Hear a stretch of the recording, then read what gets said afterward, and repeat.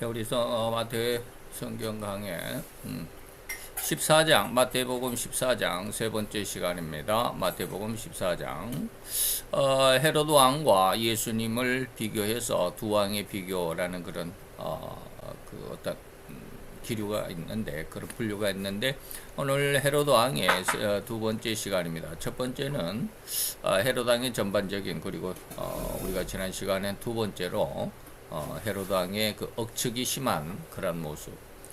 그리고 오늘은 육체적 쾌락은 음란이다라는 그런 제목으로 한번 생각을 해보도록 하겠습니다. 마태 14장 3절로 4절입니다. 우리 같이 봉독하도록 하겠습니다. 전에 헤롯이 그 동생 빌립의 아내 헤로디아의 일로 요한을 잡아 결박하여 옥에 가두었으니 이는 요한이 헤롯에게 말하되 당신이 그 여자를 취한 것이 옳지 않다 하였음이라. 아멘. 자, 오늘 이 두 구절 3절 4절을 통해서 음란한 인격의 모습, 다시 말하면 정상적인 이성 간의 그런 삶의 모습이 아니다라는 그런 내용이겠죠. 헤롯을 음란한 자로 지목할 수 있는 근거가 무엇일까라고 하는 것이죠. 그것은 이복 동생이죠. 빌립이라고 하는 동생 빌립 그랬는데 빌립은 헤로디아 대왕 헤롯 대왕의 그 이복 그 둘째 부인 첫 번째 부인의 아들이 이제 그 지금 14장에 나오는 헤롯 안디바라고 하는 이 사람이고 둘째 우리 조선시대 때 말로 하면 후궁이죠. 후궁 에서 낳은 아들이 이제 빌립인데 빌립의 아내가 헤로디아라고 하는 아내가 있었습니다. 근데 이 아내 그러니까 제수 씨죠. 이 제수 씨를 어떻게 했는지는 모르겠지만 우리가 그때 당시에 살지 않아서 자기 그 동생의 아내 제수 씨를 자기 아내로 빼앗았다라는 말이 맞을까 모르겠네. 자우지간 그렇게 빼앗았습니다. 이 일로 인해서 세례 요한이 아주 크게 외쳐 뭐라 그럴까 이 책망을 했죠. 그러니까 그 책망을 듣고 있던 헤롯과 헤로디아가 아주 기분이 나빴죠. 뭐 상당히 많은 백성들 앞에서 쉽게 말하면 쪽팔리게 된 거죠. 그래서 마음의 양심을 품고 세례 요한을 잡아 죽이고자 했다라는 그런 내용입니다. 그래서 세례 요한에게 책망을 듣고 기분이 나빠서 세례 요한을 잡아다가 지하 감옥에 가두었던 그런 일. 다시 말하면 동생의 아내를 자기 아내로 빼앗은 이 모습 안에서 우리는 헤롯을 음란의 왕이다, 음란한 자다라는 음란의 자기 동생의 아내인데 말이죠. 이런 그래서 이복 동생의 아내 그 제수를 빼앗아다가 자기의 아내로 삼았다라는 이러한 내용 안에서 상당히 그 정상적인 그 어떤 그 이성적인 관계가 아니라 음란한 모습이 있다라는 그런 내용이죠. 이는 정상적인 혼인 관계가 아니므로 오늘날 실체말로 하면 정부인이다, 정부다 또는 불륜이다라는 이러한 관계로 말할 수 있겠죠. 이것을 이제 세례 요한이 지목을 하고 책망을 하고 말이죠. 그래서 우리 옛말에 똥 묻은 개가 겨 묻은 개를 나무란다라는 속담이 있습니다. 그 자기는 더욱 큰 죄악 중에서 흉악함을 가지고 흉악한 더 큰 죄를 지고 있으면서 남의 자꾸 하찮은 실수나 잘못을 꼬투리 잡아가지고 마치 자기는 의인인 양 그 상대를 나무라거나 처벌하는 꼴을 비유한 말이 바로 똥 묻은 개가 똥 묻은 개가 겨 묻은 개를 나무란다라고 이렇게 말하는 그런 속담이 있죠. 우리가 지난 시간에도 말씀을 드렸지만 이 나라의 제1당이라고 하는 민땡당의 대표가 지금 그러죠. 22년 대통령 선거 때 원 스트라이크 아웃제다라고 해가지고 아주 비리를 없애겠다라고 했는데 자기는 엄청난 비리 수십 가지가 있었죠. 근데 자기는 그런 원 스트라이크 아웃제하고는 전혀 무관하다. 나는 초법, 법을 초월한, 그래서 우리는 그 취해법권이라고 그러는데, 초법한 그러한 그 모습을 드러내고 있죠. 요즘에도 아주 그냥 자기가 사법농단에 그런 아주 최첨단을 긋고 있는데, 아주 말하기도 좀 기니까 넘어가도록 하겠습니다. 어쨌든지 자기는 의인인 양 그 상대를 나무라거나 처벌하는 걸 이땡명이만 그런 게 아니라 우리 모든 사람들이 다 이런 모습을 가지고 있기는 합니다만 어쨌든지 그렇습니다. 이런 의미를 예수님도 그저 열매는 없고 입만 무성한 바리새인들이나 제사장들을 향해서 그런 의미를 꾸짖은 바도 있죠. 그래서 마태 23장 23, 4절에 보니까 화 있을진저 외식하는 서기관과 바리새인들아 라고 하면서 마태 23장은 예수님께서 이런 서기관과 바리새인들의 그 외식의 모습을 7번이나 책망한 어떻게 이제 제목을 붙이면 칠화 선포라고 이렇게 말하는데 7번의 화를 선포하는 그 내용 중에 하나입니다. 그래서 이들이 어떠한 그 외식적인 그런 내용을 예수님께서 책망을 했을까? 하루살이는 걸러내고 약대는 삼킨다라고 하는 말입니다. 다시 말하면 상대방이 하루살이와 같이 아주 작은 것은 막 들춰내는 거죠. 그래가지고 완전 선전선동해가지고 저놈 나쁜 놈, 저놈 죽일 놈, 저놈 내쫓아야 할 놈, 그리고 완전히 매장시키고 자기는 어마어마한 큰 죄를 그냥 덮고 감추고 묻어버리고 그냥 아무것도 아니라는 식으로 나는 의인이다라고 하는 이런 것이 바로 약대 어마어마하게 크죠. 하루 사이 비례해서 약대는 무슨 완전히 우주 같은 그런 비교를 할 수가 있겠습니다만 어쨌든지 이러한 상황을 예수님께서 화 있을진저 외식하는 서기관과 바리새인들을 책망하는 화 중에 바로 이러한 모습이 있었습니다. 여기에서 약대는 하루살이는 실수나 잘못 혹은 범죄 사실을 비유한 말인데 그런데 바리새인들은 자기의 범죄 사실은 약대와 같이 크고 어마어마하게 크고 이러한 범죄 사실이 일반에게 공개되거나 밝혀지면 엄청난 수치와 사회적인 파장이 있을 것이 너무나도 뻔한 사실이기 때문에 밖으로 드러나지 않도록 꿀꺽 삼켜버린다는 겁니다. 이거 약대는 삼켜버린다, 꿀꺽 감춰버린다 이 말입니다. 묻어버리 자기 죄는 어마어마하게 크니까 그것을 들춰내지 않는다 이 말입니다. 그러나 반면에 상대방은 하루살이만큼 아주 작고 가벼운 실수나 잘못을지라도 상대의 죄는 과감하게 밝혀내고 드러내서 수치를 드러낼 약심을 가지고 떠들어대면서 자기는 의인인 즉 온갖 괴악한 언행을 일삼는 의미로 예수님이 이러한 습성의 바리새인들을 책망하신 것이죠. 이번에도 문땡열 대통령이 이번에 국회의원 선거 전에 아주 엄청난 대파 한 단에 3,000원, 4,000원 했을 때 시장을 한번 둘러보고 갔다가 이제 뭘 했을까요? 수입을 했을까요? 그래서 조금 이제 안정되는 그런 상황 속에 물가를 잡아라라고 해가지고 시장을 갔다가 그게 840원인가요? 3, 4천 원 하던 대파 한 단에 3, 4천 원 하던 걸 이제 850원, 870원인가 하니까 이 정도면 좀 괜찮지 않을까요? 라고 이런 말을 했는데 물가도 모른다라고 해가지고 3, 4천 원 하는 파 한 단을 870원이라고 한다라고 해가지고 얼마나 민땡당에서 난리 버거지를 폈는지 총선 그 투표장에 가서 팔을 들고 가기도 하고 말이죠.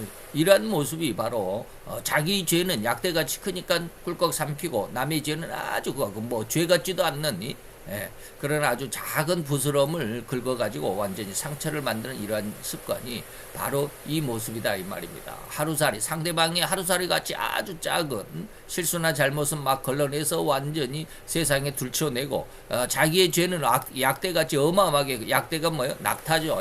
낙타입니다. 낙타같이 큰 죄는 그냥 감춰버리고 말이죠. 이런 모습이죠.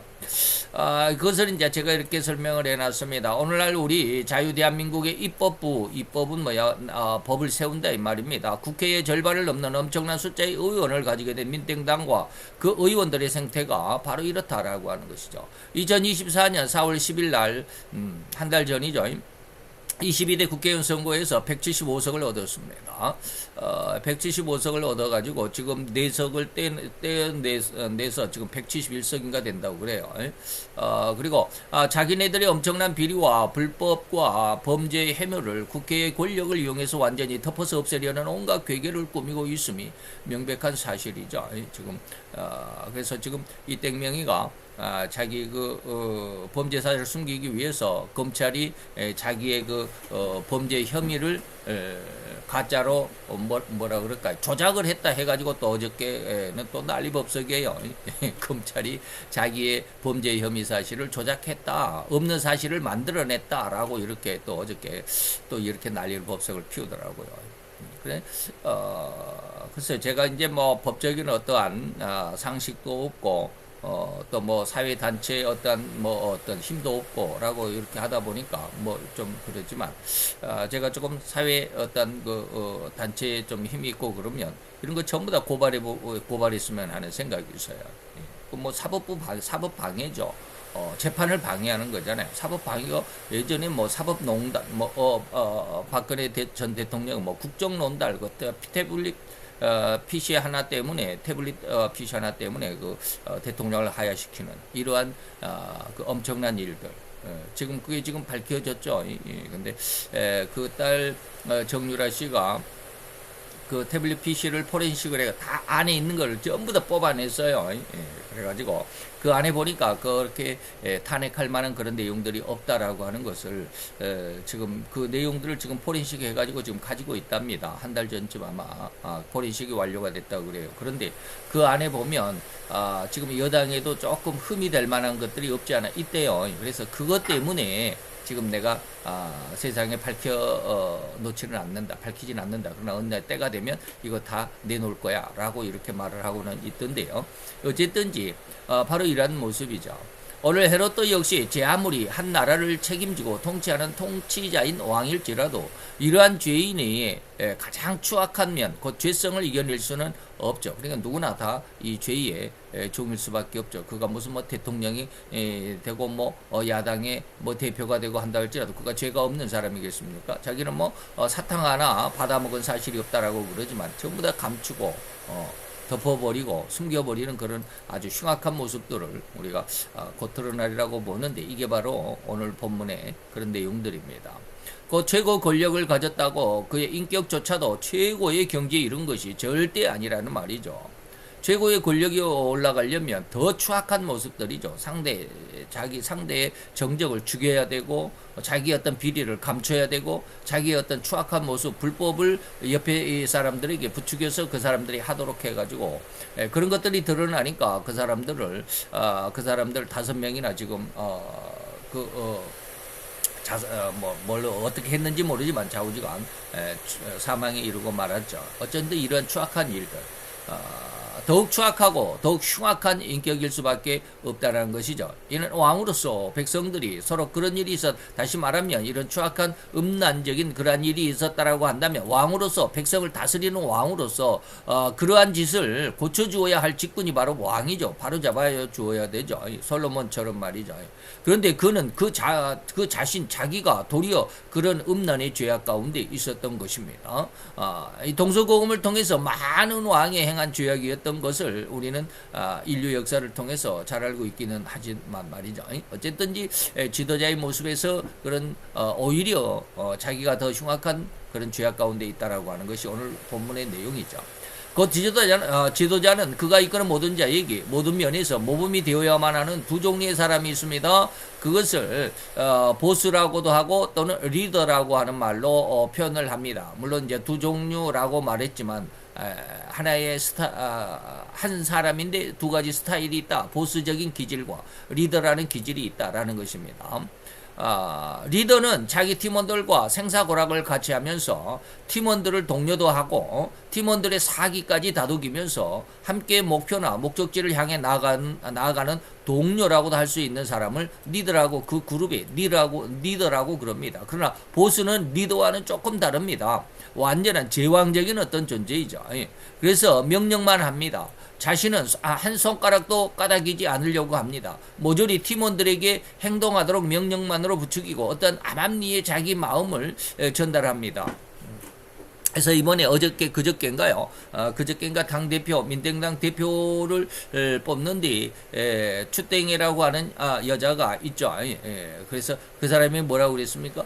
이땡명의 하명을 받았죠. 그래서 명심이 당심이다. 당심이 뭐라고 그랬나? 추심이다 그랬나? 당심이 뭐라고 그러던데.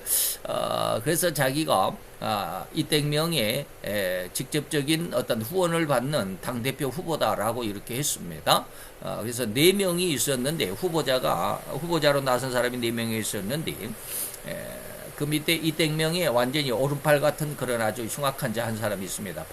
박땡대라고 하는 아주 어린 녀석이 있는데 걔가 그냥 이리저리 쑥덕거리면서 돌아다니면서 그 아주 선동질을 했죠. 그래서 이땡명의 본심이 어쩌고 저쩌고 해가지고 두 사람을 그 세 사람을 다 후보 사퇴를 시키려고 했는데 두 사람은 사퇴를 했습니다. 근데 한 사람은 고집을 부려가지고 아니다 나는 끝까지 내가 경선을 할 거야 라고 해가지고 경선을 그저께인가 했습니다. 경선을 했는데 희한하게도요. 희한하게도 187대 80인가요? 그렇게 해가지고 추땡이가 지고 말았습니다. 지고 말았습니다. 그렇게 자신하고 자기가 다 대표가 되겠다라고 했는데 아주 흉악한 여자죠. 그래서 떨어지고 말았죠. 그래서 그러한 모든 것들을 이렇게 가만히 보면 자기는 한 손가락도 움직이지 않으면서 그냥 마음만으로 의도적으로 말 한마디만 딱 하면 그것이 무슨 뜻이다라는 것을 아랫사람들이 주변에 있는 사람들이 그것을 알아차리게 할 수 있는 그러한 말들을 이땡명이가 가끔 자주 합니다. 자, 이런 과정에서 팀원들의 신상의 안전이나 이득에는 전혀 관심이 없죠. 너희들이야 자기 밑에 있는 사람들 자기를 위해서 자기의 성공을 위해서 이러저런 일을 하다가 안전에 다시 말하면 생명에 어떤 그 위해를 가하는 그런 어떤 위험성이 있는 것 이런 것에 전혀 상관이 없죠. 그래서 5명이나 죽어나가는데도 전혀 상관이 없어요. 그래서 오로지 자기 성공만 하면 된다는 식 이게 바로 보수의 기질입니다. 리더가 아니다 이 말이죠. 마치 어떤 기업에서 회장님은 어렸을 적부터 온갖 잡일에 온갖 일을 못한다는 꾸지람 속에서 꿋꿋하게 자기 일에 열정을 가지고 세월을 지내온 그런 경력 그런 과거를 가지고 있었다고 한다면 그 손잡벌 사장은 이미 할아버지의 성공과 성공의 열매를 바탕으로 사장직을 수행하다가 보니까 실제적인 경험이 없죠. 그런 어떠한 이 일대 회장, 초대 일대 회장에 쉽게 말하면 우리 현대 보면 정주영 회장, 또 삼성 그러면 이건희 아버지 이병철 회장, 이런 사람들이 얼마나 고생했겠습니까? 근데 지금은 이제 손잡벌이 지금 그 회장직에 지금 올라가 있죠. 아들 때도 지금 있지만 전부 다 아들들이 지금 여기저기 그 회장을 하고 있지만 손잡벌이 벌써 이제 사장 자리에 지금 올라오고 있죠. 그러면 3대라 이 말이죠. 그래서 우리말에 그런 말도 있습니다. 부자 3대를 못 간다라는 그런 말이 있습니다. 그러니까 할아버지의 그런 수고와 열정, 그런 고난과 어려움을 이겨내는 극복의 어떤 그런 어떤 끈기와 인내 이런 것들은 손자인 상황에서는 그런 어떤 어려움을 겪지 않죠. 할아버지가 그만큼 고생해가지고 일궈놓은 그런 부요함 속에서 자라다 보니까 어려움을 몰라요. 이게 이제 그런 내용이 뭐냐면 예전에 영화로 하나 방영이 됐는데 베테랑이라고 하는 영화입니다. 베테랑이라고 하는 영화 뭡니까? 그 유명한 지금 그 마약 혐의로 지금은 그 감옥에 가 있는 유땡인이라고 하는 그 아주 유명한 영화 배우가 바로 그 주인공으로 나왔는데 그 회장의 손자죠. 회장의 손자입니다. 그러다 보니까 어마어마한 그런 재력을 가지고 자기 멋대로 회사를 운영하다 보니까 나중에 그 아주 꼴통 형사야 아주 적법한 법을 제대로 다루는 그런 형사에게 이제 뭐라고 그럴까 그 꼬리를 잡히는 결국엔 감옥에 가는 그런 영화가 베테랑인데 바로 그런 내용이죠. 그래서 인터넷에서 이러한 그림이 하나 있었습니다. 사진이 여기 있는데 사진을 여기서 캡처해 왔는데 보수는 자기 혼자 이렇게 정상에 올라가 있습니다. 그래서 뒤에 따라오는 사람들은 자기 스스로 올라가야 돼. 그러다가 떨어져서 죽을 수도 있고 그러는데 보수는 그냥 자기 혼자 성공했다고 쾌재를 부리고 있는 것인데 리더는 어떻습니까? 올라가서 뒤에 오는 자기 팀원들을 하나하나 끌어주는 겁니다. 그래서 같이 올라가는 겁니다. 이 그림은 인터넷상에서 캡처한 여러 장의 그림 중에 하나입니다. 그런데 이 그림으로 인간성을 그대로 보여주는 듯하죠. 진정한 지도자와 잘못된 지도자, 보수와 리더 이 말이죠. 우리는 앞으로 이 마태 14장, 15장을 통해서 바로 이러한 주제를 맞닥뜨리게 될 것입니다. 진정한 지도자는 어떤 습성을 가졌고 잘못된 지도자는 어떤 습성으로 살아가는지 이러한 의미가 바로 이 한 장의 사진에 그대로 잘 드러났다고 볼 수가 있겠죠. 거의 대다수의 인간은 이렇듯 리더이기보다는 보수적인 언행으로 행정을 진행해가는 습성일 뿐이라고 진단하지 않을 수 없습니다. 이게 바로 오늘날 이땡명의 그런 정확한 습성이다라고 저는 감히 진단해 봅니다. 그러나 예수님은 절대로 이러한 보수적인 기질을 가진 지도자로는 온전하고 확실한 열매를 거둘 수 없다는 것을 너무나도 잘 아십니다. 예수님은 이런 보수적인 기질로는 하나님의 뜻을 이룰 수가 없다.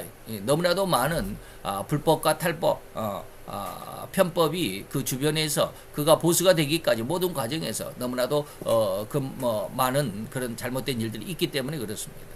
그래서 오로지 리더와 같은 지도자의 본을 보여주셨던 것이 바로 예수님은 보수의 본이 아니라 리더로서의 본을 보여주셨죠. 그래서 나는 너희에게 주와 선생으로서 너희에게 본을 보였다라고 하는 것입니다. 내가 너희의 발을 씻겼다.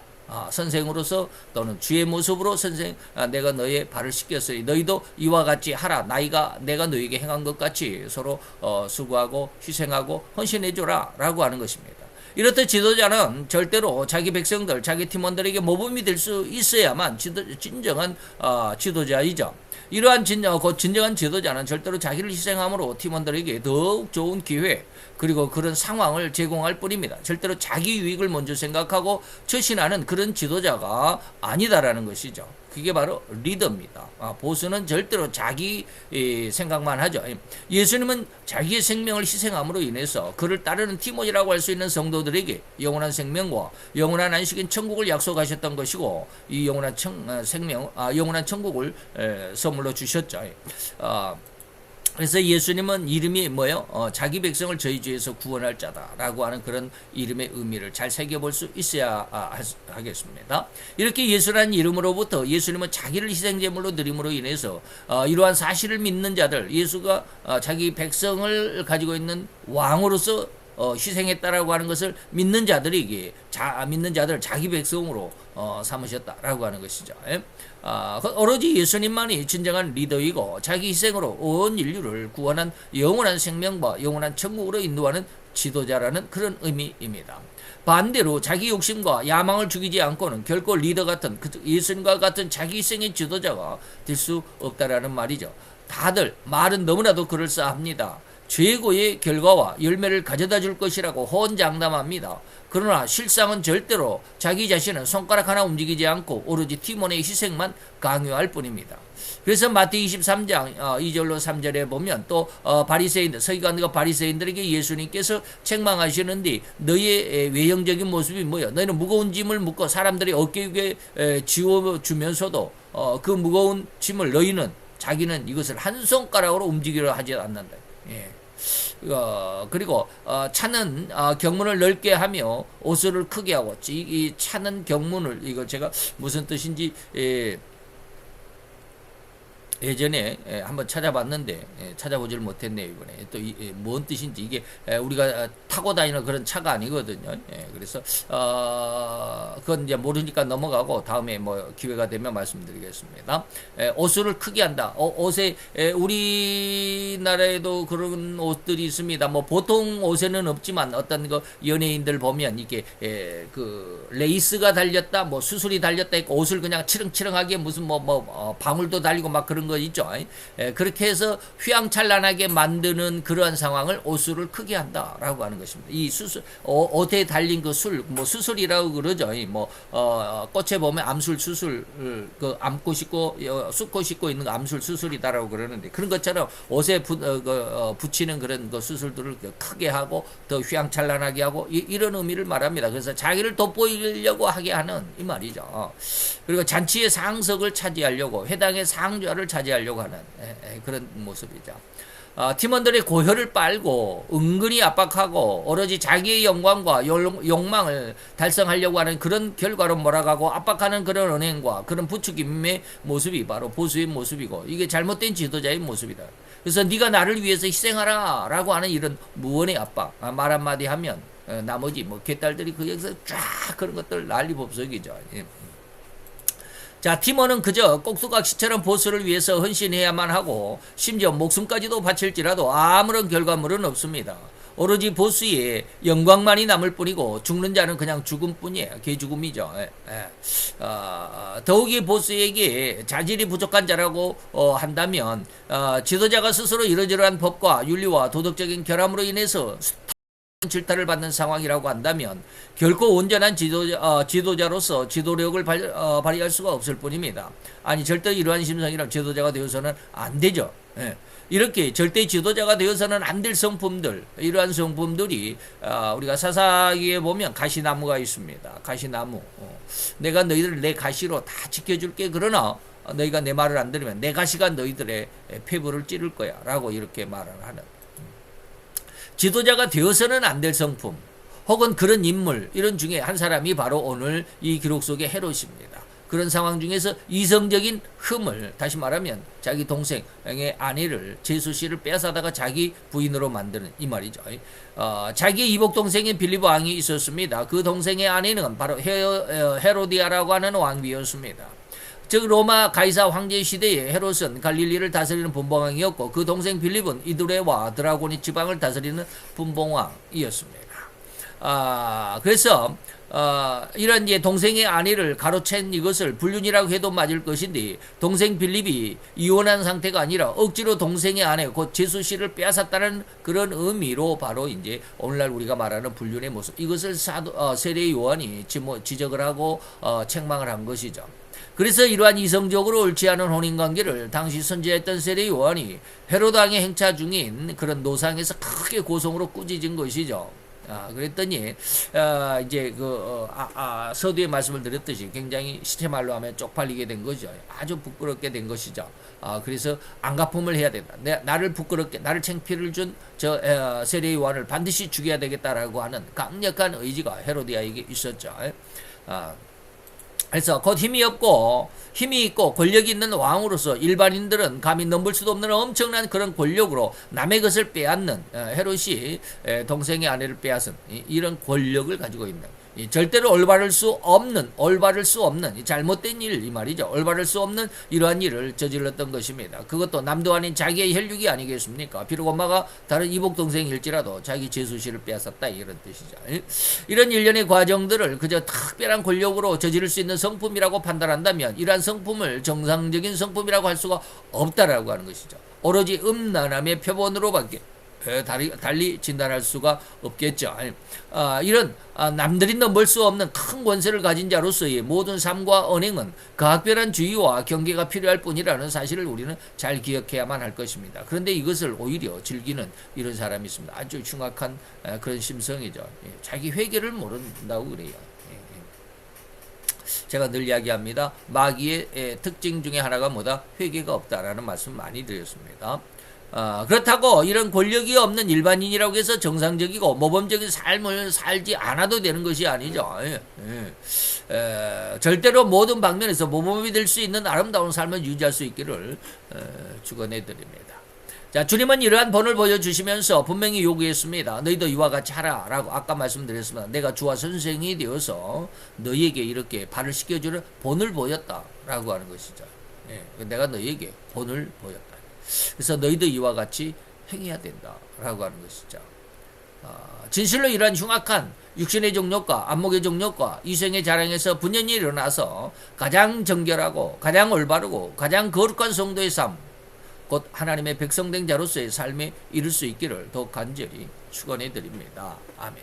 자, 오늘 이러한 헤롯의 한 성품이 헤롯에 대한 어떤 내용을 기록하는 것으로 끝나는 것이 아니라 오늘 우리들 속에도 있지만 우리가 살아가는 이 현 시대 속에서도 이러한 삶의 모습이 있으니 이러한 모습 속에 우리가 발을 들여놓지 않는, 거기에 동참하지 않는, 하나님께서 계시록 18장에 말씀하셨듯이 내 사랑하는 백성아 거기서 나와 그들의 죄에 동참하지 말아라.